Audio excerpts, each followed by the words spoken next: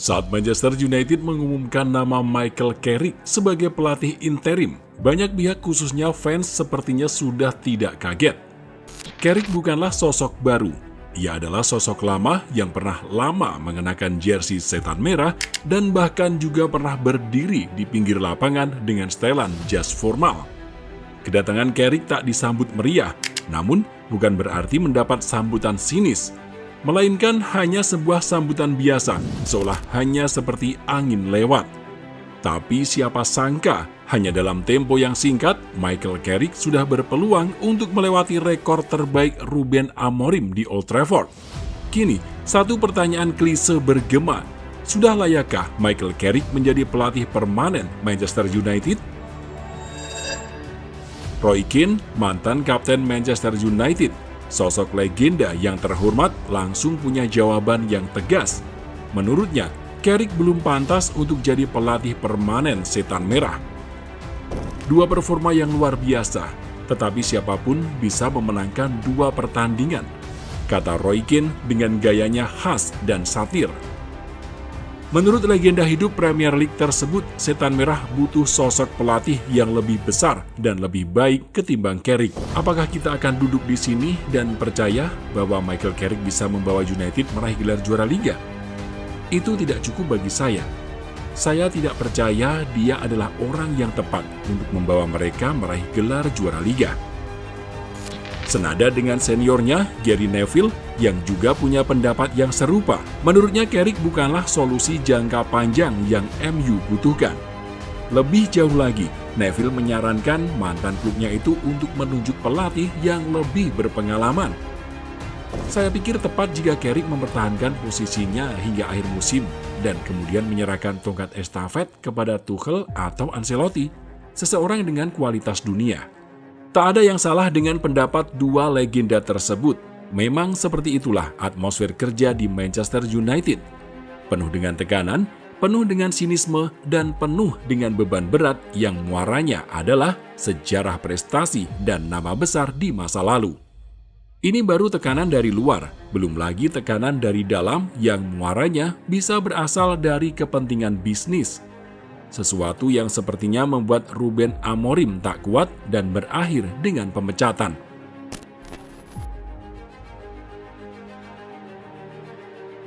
Untungnya sosok yang saat ini menghadapi situasi sulit tersebut adalah Michael Carrick. Pasca memecat Ruben Amorim pada awal Januari 2026, Jason Wilcock, direktur sepak bola Manchester United, tak ingin mengulang kesalahan yang sama. Agar musim 2025-2026 tidak berakhir makin buruk, ia menginginkan sosok pengganti yang berpengalaman menghadapi tekanan dan ekspektasi. Sosok yang akrab dengan sorotan tajam dan sosok yang tetap nyaman di tengah lingkungan yang sulit. Untuk itulah para mantan pemain MU jadi sosok terdepan yang dipertimbangkan. Dan di antara nama-nama seperti Ole Gunnar Solskjaer, Ruud van Nistelrooy, dan Darren Fletcher, nama Michael Carrick jadi yang terpilih. Punya prestasi 5 kali juara Premier League, 1 piala FA, 6 piala Community Shield, 3 piala Liga, 1 piala UCL, 1 piala dunia antar klub, dan 1 piala Liga Eropa di era Sir Alex Ferguson dan Jose Mourinho jelas membuat Carrick kenyang akan pengalaman. Carrick memang belum pernah merasakan trofi sebagai pelatih dan rekam jejaknya juga belum panjang. Entah apa yang jadi pertimbangan lain dari manajemen setan merah, akan tetapi perjudian mereka memilih Carrick sepertinya terbayar lunas. Sejak memimpin Bruno Fernandes dan kawan-kawan pada 13 Januari 2026, Michael Carrick berhasil membawa atmosfer kegembiraan bagi para pendukung setan merah. Begitu ditunjuk sebagai pelatih sementara Manchester United, Michael Carrick sejatinya sudah ditunggu dengan jadwal berat. Bagaimana tidak, dua pertandingan pertamanya adalah derby Manchester menghadapi Manchester City di Old Trafford dan melawat ke markas pimpinan klasemen sementara Arsenal. Siapa sangka, dua pertandingan berat itu sukses Carrick lewati dengan sangat apik. MU sukses melibas City dengan skor 2-0 dan menang dramatis atas The Gunners dengan skor 3-2. Dua rekor pun pecah. Kemenangan atas City merupakan yang pertama bagi MU di Old Trafford atas rival sekota mereka tersebut sejak Januari 2023. Sedangkan kemenangan 3-2 atas Arsenal merupakan kemenangan ke-100 MU atas The Gunners dan merupakan kemenangan Liga Tandang pertama atas rival mereka tersebut sejak Desember 2017. Catatan brilian Michael Carrick kemudian berlanjut di laga melawan Fulham. Dalam lanjutan pekan ke-24 Premier League tersebut, Carrick sukses membawa Setan Merah kembali meraih poin penuh usai menang dengan skor 3-2. Kemenangan tersebut mungkin terlihat biasa, tetapi Setan Merah sukses meraihnya dengan cara dramatis. Mirip dengan laga panas mereka kontra Arsenal, MU sukses membalikan keunggulan mereka yang sempat tersusul dengan sebuah gol krusial di menit-menit akhir pertandingan. Di laga melawan Arsenal, Matheus Cunha jadi penentu lewat golnya di menit ke-87. Sementara pada laga melawan Fulham, giliran Benjamin Sesko yang jadi pahlawan berkat golnya di menit ke-90+2. Bagai dejavu, banyak fans kemudian membandingkan momen tersebut dengan memori manis mereka di era Sir Alex Ferguson. Mencetak gol di menit-menit krusial saat emosi dan stamina mulai terkuras adalah hal yang sangat MU banget. Jika dulu adalah istilah Fergie time, kini muncul istilah Carrick time. Maka wajar bila banyak pihak yang senang akan kinerja Michael Carrick di balik kemudi skuad MU musim ini. Dengan catatan 100% kemenangan dalam 3 pertandingan, Carrick telah berhasil menyamai pencapaian Ruben Amorim di Old Trafford. Amorim yang bekerja sejak November 2024 hingga Januari 2026 hanya pernah sekali membawa MU meraih 3 kemenangan beruntun, tepatnya pada bulan Oktober 2025. Bayangkan saja, Amorim butuh waktu 47 pertandingan untuk meraih capaian terbaiknya. Sementara itu, Carrick berhasil menyamainya hanya dalam 3 pertandingan dan dalam waktu kurang dari sebulan. Statistik juga menunjukkan angka yang positif.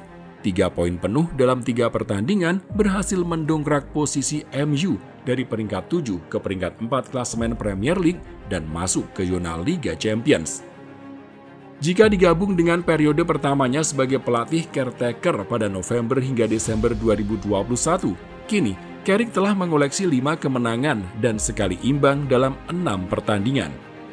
Dengan catatan tanpa kalah, Carrick memang telah berhasil menunjukkan bukti nyata akan kinerjanya yang ampuh. Satu hal lagi yang membuat Carrick spesial adalah ia berhasil mengembalikan performa pemain yang sempat meredup di era Ruben Amorim. Misalnya saja Kobbie Mainoo. Rising star Setan Merah itu sempat tersisih dari skuad dan bahkan nyaris pergi di bursa transfer Januari ini. Namun, di bawah Carrick, Mainoo sukses kembali meroket. Selain itu, Carrick juga mengembalikan Manchester United ke skema formasi 4 back. Tak seperti Amorim yang begitu saklek dengan formasi 3 back-nya. Formasi 4-2-3-1 milik Carrick begitu fleksibel, memberi Bruno Fernandes keleluasaan dan membuat seorang Patrick Dorgu meledak.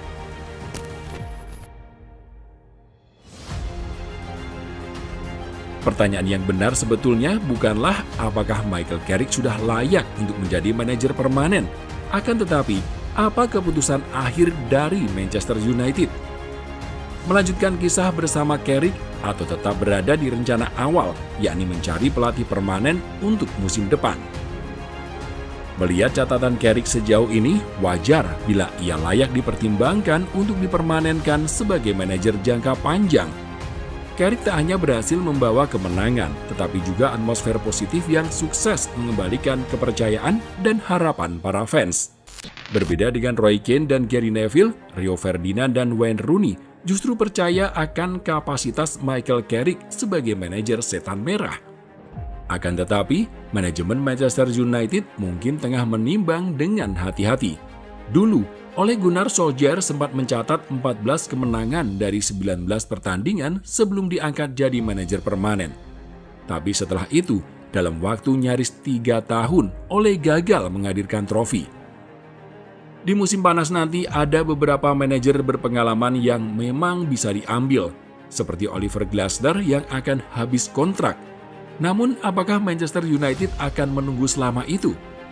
Memastikan kursi manajer sejak dini bakal mempermudah mereka dalam merencanakan masa depan klub. Rencana transfer hingga target prestasi sangat bergantung pada siapa sosok yang berdiri di balik kemudi. Membangun skuad lebih dini dengan manajer yang sudah mengerti situasi jelas sebuah pilihan yang aman. Carrick sendiri kabarnya sudah memberi kode. Ia ingin membawa mantan anak asuhnya di Middlesbrough, Hayden Hackney, serta memulangkan Marcus Rashford. Disinilah dilema baru muncul. Banyak penggemar setan merah yang saling bersilang pendapat soal rencana Carrick memulangkan Rashford. Selain itu, muncul kabar kalau petinggi MU menolak permintaan Carrick untuk mempertahankan Harry Maguire. Jadi, secara hasil Michael Carrick mungkin telah berhasil, namun secara internal, mungkin ia belum bisa memenangkan suara di depan para petinggi. Kini, keputusan akhir ada di tangan manajemen setan merah. Mau tetap mencari manajer baru untuk musim depan atau lanjut seterusnya dengan Michael Carrick?